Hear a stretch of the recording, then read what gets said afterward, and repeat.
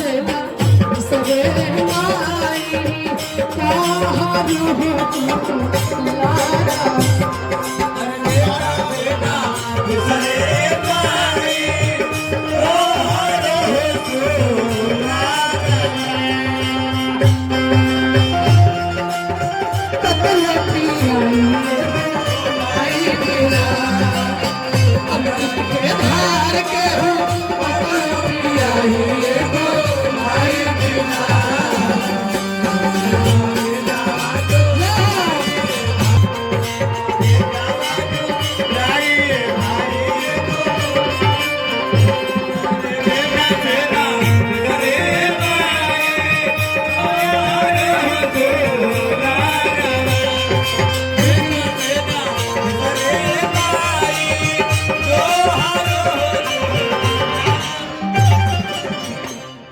Guardian की तरफ से 1000 रुपया का आशीर्वाद आई बा और सबके चरण में दिल से वंदन अभिनंदन बा।